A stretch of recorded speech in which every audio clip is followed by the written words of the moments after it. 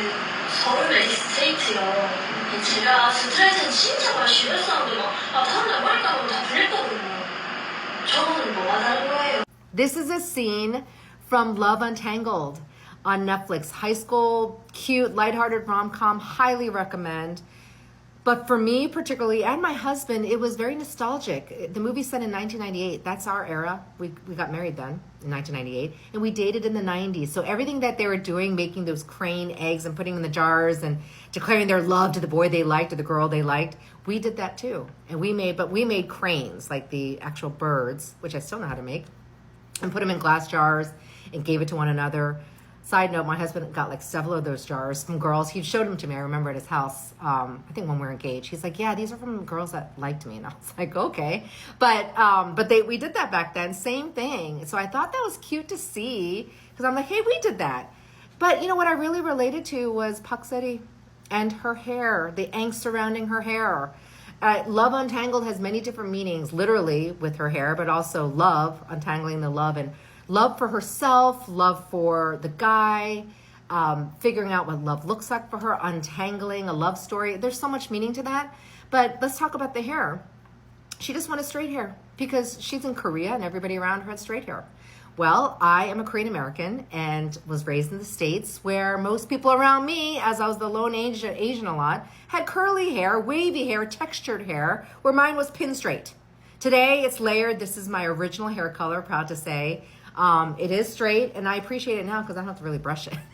But when you're a teenager, you just want to be, someone else, and the grass is always greener, and you want what others have, and what you don't want to have what you have. Am I making sense? It was all about what you didn't like about yourself, and I just remember so much how I just really disliked having straight hair. And so what I did, like Pak Seri, was pay to get pamas. So I paid to get curly perms. Her hair is what I paid to get. From middle school to high school, I would beg my mom, and she would oblige me. I'd be like, I really want to get a pama when we're in Korea. So we'd come to Korea and I'd get those pamas and be like, yay, because I just wanted to look like everyone else that had curls. And I think I even found some salons in the US where I was like, my curls are running out. It's getting straight again, because first of all, my hair is super straight and fine. So it took a lot to get those curls. But I obviously stopped getting those. First of all, time, money, and damage to your hair. Funny as you think now, but back then I just remember being consumed, like she was, thinking a lot about her hair.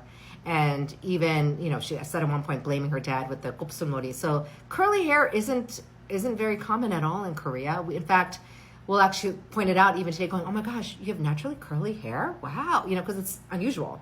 It's the usual is to have straight, where in the US it's, for those around me growing up, it's just common to have waves and curls and ringlets. And even today, when I look at my friends, I'm like, I love your hair. And they're like, Jeannie, I love your hair.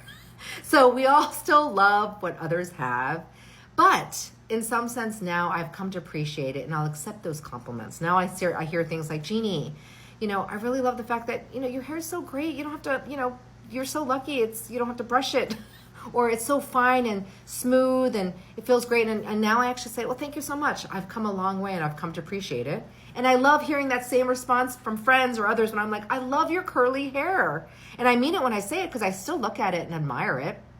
And I'll have people that say back to me things like, thank you so much. Growing up, I hated it. And I'm like, I relate.